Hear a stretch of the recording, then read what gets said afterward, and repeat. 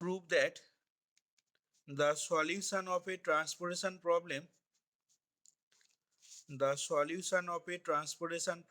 is never unbounded.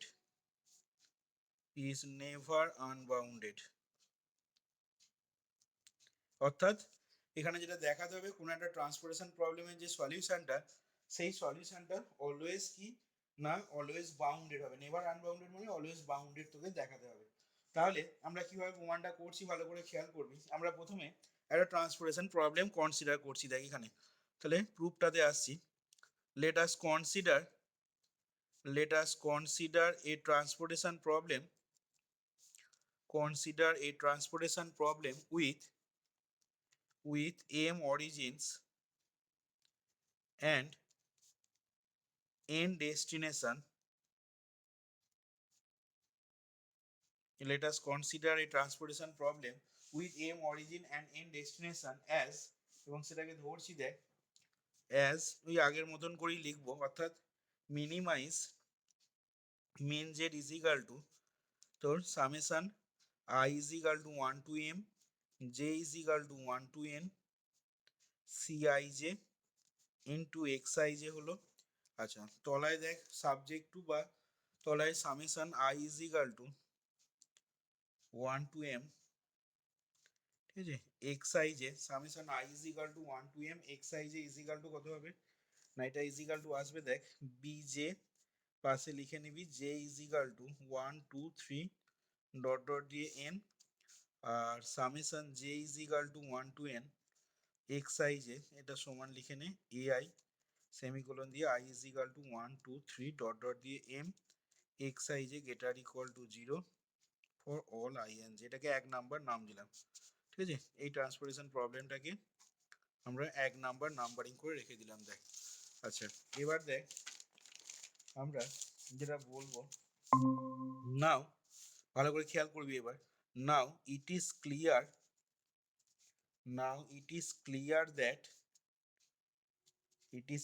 That কি বলতে পারবো না, ইচ ভেরিয়েবল, এটা দেখ লিখতে পারি কিনা, each variable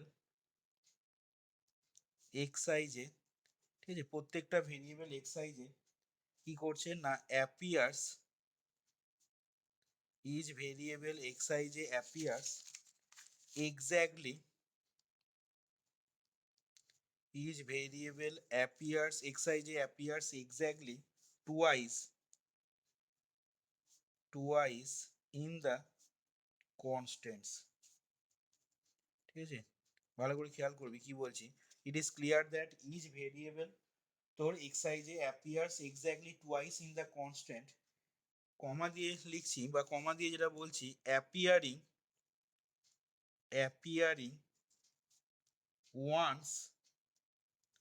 appearing once in each of the set of constants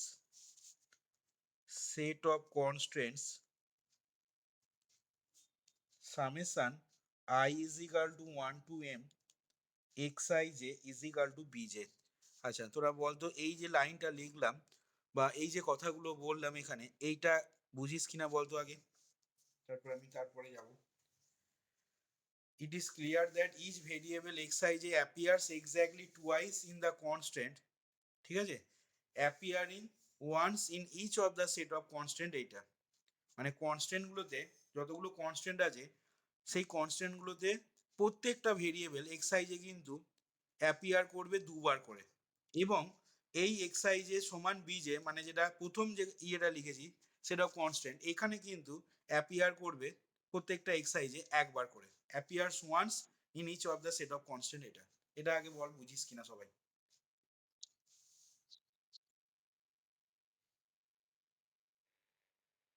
হ্যাঁ, xij গুলো মানে x11 x12 বা x21 যে কোনো xij হবে তো। দেখ, না এটা দেখাবো কি করে হচ্ছে। তাহলে আর আর কি বললাম না, আর বললাম দেখ appearing only once in each of the set of constant, এইটা অর্থাৎ এই যে সেট অফ কনস্ট্যান্ট এটাকে যখন ভাঙবি, ঠিক আছে, summation I is equal to 1 to m xij সমান bj, যেখানে j is equal to 1 to n, এটাকে যখন ভাঙা হবে তখন এই সেট অফ কনস্ট্যান্টে কি হবে, প্রত্যেকটা ভেরিয়েবল কিন্তু একবার করে অ্যাপিয়ার করবে। দেখ এটা বলতে পারি কিনা, এটাতে যেমন একবার অ্যাপিয়ার করবে, আবার কেউ যদি বলে যে আমি যদি প্রথমটা সেকেন্ডটা যদি নিই, এটাতেও তো একবার অ্যাপিয়ার করবে, এটাও কিন্তু বলতে পারে। তাহলে এখানে লিখে দিচ্ছি দেখ, in each of the set of constant এইটা অ্যান্ড সামেশন কি লিখবো, j is equal to 1 to n x I j সমান এআই। অর্থাৎ এই সেট অফ কনস্ট্যান্টেও প্রত্যেকটা এক্স আই জে একবার করে অ্যাপিয়ার করবে, এখানেও কিন্তু একবার করে অ্যাপিয়ার করবে। কিন্তু টোটাল যে সেট অফ কনস্ট্যান্ট গুলো রয়েছে, অর্থাৎ এই দুটোকে যদি কম্বাইন করি, তাহলে কিন্তু সেক্ষেত্রে প্রত্যেকটা এক্সারসাইজে দুবার করে অ্যাপিয়ার করবে। বলা যাবে তো এই কথাটা, বা লেখা যাবে তো? দেখ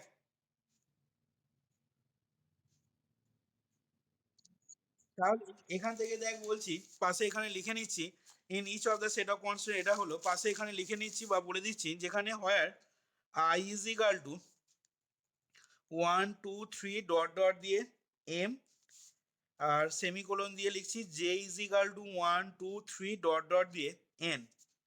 আচ্ছা, এবার বলছি দেখ, অলসো অলসো দ্য কোইফিসিয়েন্ট, ঠিক আছে, also the coefficients of each variable, also the coefficient of each variable in any position, in any position is plus 1। দেখ তো এটা বলতে পারি কিনা এই কথাটা, also the coefficient of each variable in any position is plus 1। মানে কি বলতে চাইছি এখানে, মানে দেখ বলতে চাইছি যে কোএফিসিয়েন্ট বা সহগগুলো তোর প্রত্যেকটা ভেরিয়েবল, ইচ ভেরিয়েবল মানে কোনগুলোকে বোঝাচ্ছি না, x11 x12 x13 21 22 23 24 যাই নিস না কেন, ঠিক আছে, প্রত্যেকটা ভেরিয়েবলেরই কোএফিসিয়েন্ট গুলো কি হবে না, কোএফিসিয়েন্ট গুলো দেখ পজিটিভ হবে কিনা বলতে পারি, এবং সেই কোএফিসিয়েন্টটা কত হবে না +1, দেখ হচ্ছে কিনা, এটা বলা যাবে কিনা বল। তাহলে থেকে দেখ এখান থেকে তাহলে বলছি also the coefficient of each variable, ঠিক আছে, ইন ইন এনি পজিশন হবে, এটা পজিটিভ লিখে ফেলেছি, ইন এনি পজিশন, ঠিক আছে, ইন এনি পজিশন ইজ +1। আচ্ছা, এবার বলছি দেখ নাও, খেয়াল করবি now, as X I J greater than 0, ঠিক আছে, এক্স আই যেটা যেহেতু গ্রেটার দেন 0, কমা দিয়ে লিখছি দেখ summation I is equal to 1 to m xij is equal to bj, and summation j is equal to 1 to n xij is equal to ai। এবং এটা কার জন্য বলতে পারবো না, for I is equal to 1 2 3 dot dot দিয়ে m and j is equal to 1 2 3 dot dot দিয়ে n। So so তাহলে এখান থেকে সেক্ষেত্রে কি বলতে পারবো বল দেখি, এই যে কথাটা বললাম বা এই যে কথাটা লিখলাম, এখান থেকে তাহলে কি লিখতে পারবো, এক্সাইজের যে রেঞ্জটা, ঠিক আছে, সেই রেঞ্জটা সম্বন্ধে কি বলতে পারবো এখান থেকে, যে কথাগুলো লিখলাম আমি, বলতে পারবি? দেখ এটা লিখতে পারি কিনা, so 0 less or equal to এক্সাইজের less or equal to max of AI comma BJ. দেখ যে কোনো এক্সাইজে যে কোনো ট্রান্সপোর্টেশন প্রবলেমেতে অলওয়েজ এই কন্ডিশনটা দেখ স্যাটিসফাই করে কিনা, দেখ খেয়াল করে, যে কোনো অঙ্কের ক্ষেত্রে তুই নে, বলতে পারি কিনা দেখ, এটা এটা দেখ অলওয়েজ হোল্ড করবে যে কোনো ট্রান্সপোর্টেশন প্রবলেমের ক্ষেত্রে যদি ধরিস।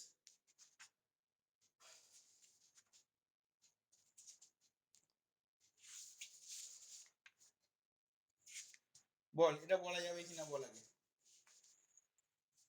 তুই বার কর যে কোনো ট্রান্সপোর্টেশন প্রবলেম নে, দেখ হচ্ছে কিনা, হোল্ড করছে কিনা, কোন ট্রান্সপোর্টেশন প্রবলেমটা নিবি বল, সেটা দিয়ে দেখাবো তাহলে।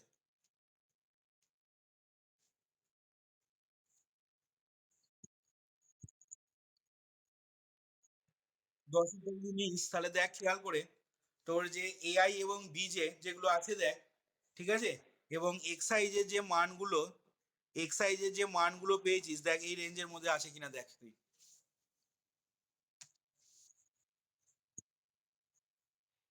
দেখ অলওয়েজ হোল্ড করবে। কারণ কি না, কারণটা তো দেখ এইগুলোর যোগফলটা বীজের সাথে সমান, বা এইটার যোগফলটা এআই এর সাথে সমান। তার মানে এদের মধ্যে যেটা ম্যাক্সিমাম হবে তার থেকে অলওয়েজ কি হবে, এক্সাই যেটা অলওয়েজ ছোট অথবা সমান তো হবেই। কারণ এখানে তো এক্সাই যে মানে কি, এখানে তো অনেক ভেরিয়েবল তো রয়েছে যোগ আকারে, তাদের যোগফলটা টোটাল বীজের সাথে সমান হচ্ছে। এখানে যখন দেখ 10-এর প্রবলেমটা যখন আজকেই নিয়ে দেখ দেখালাম, দাঁড়া পাতাটা খুঁজে পাই কিনা দেখি। এইখানে দেখ আমরা যখন আজকেই 10-এর অঙ্কটা উদাহরণ নিয়ে দেখালাম তখন কি দেখলি,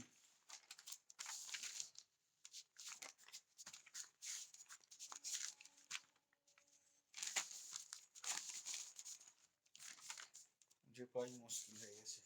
আচ্ছা দেখ খেয়াল করে, এই যে 10-এর যে অঙ্কটা নিয়েছিলাম আমরা, এখানে খেয়াল করে দেখ এই যে x11 প্লাস x12 সমান a1 যখন বলছিস, বা এই যে সেট অফ কনস্ট্যান্ট গুলো লিখেছিস, এখানে দেখ 6, 1, 10 a1 a2 a3, আর বি যেগুলো 7, 5, 3, 2, তার মানে এদের মধ্যে ম্যাক্সিমামটা কত হচ্ছে, ম্যাক্সিমামটা দেখ 10 পাচ্ছিস কিনা। এবার এক্সাইজের যে মানগুলো পাচ্ছিস, ঠিক আছে, x111 x12 যেগুলো পাচ্ছিস দেখ, তার মানে কি হচ্ছে ওই মানগুলো দেখ অলওয়েজ কি হবে, 10-এর ছোট অথবা সমান হবে দেখ, সব সময়। তার মানে সেক্ষেত্রে আমরা কি বলতে পারি বল দেখি, না ওই যে এক্সআই যেটা less or equal to max of লিখলি যখনই এআই কমা বিজে, তাহলে এখান থেকে আমরা কি কনক্লুশনে আসতে পারবো, বা এখান থেকে কি বলতে পারবো সেক্ষেত্রে, বলতে পারবি এখান থেকে কি বলতে পারবো তাহলে।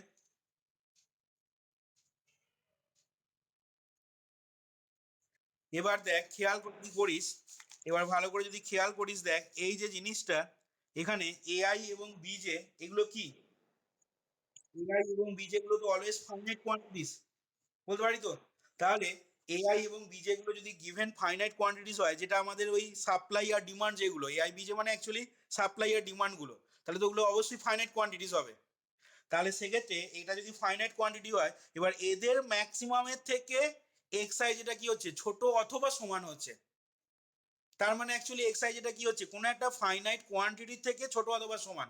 তার মানে সেক্ষেত্রে কি হয়, বাউন্ডারি যে ডেফিনেশন তোরা পড়েছিস, তার মানে এক্সআই যে সলিউশনটা, এক্সআই মানে কি, এক্সআই মানে সলিউশনটা ট্রান্সপোর্টেশন প্রবলেমে, তাহলে সেই সলিউশনটা কি হয়ে যাচ্ছে, যেহেতু এআই এবং বি যেগুলো are all finite quantities, given finite quantities, সেই জন্য অল এক্সআই যেগুলো দেখ বাউন্ডেড বলতে পারছি।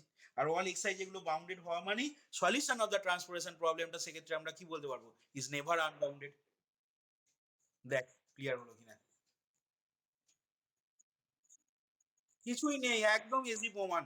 তাহলে এখান থেকে দেখ আমরা লিখবো কি, না এখান থেকে তাহলে এবার বলছি দেখ, নাও সিন্স, যতটা পড়লাম দেখ তারপর থেকে বলছি, now since AI and BJ are given finite quantities, are given finite quantities,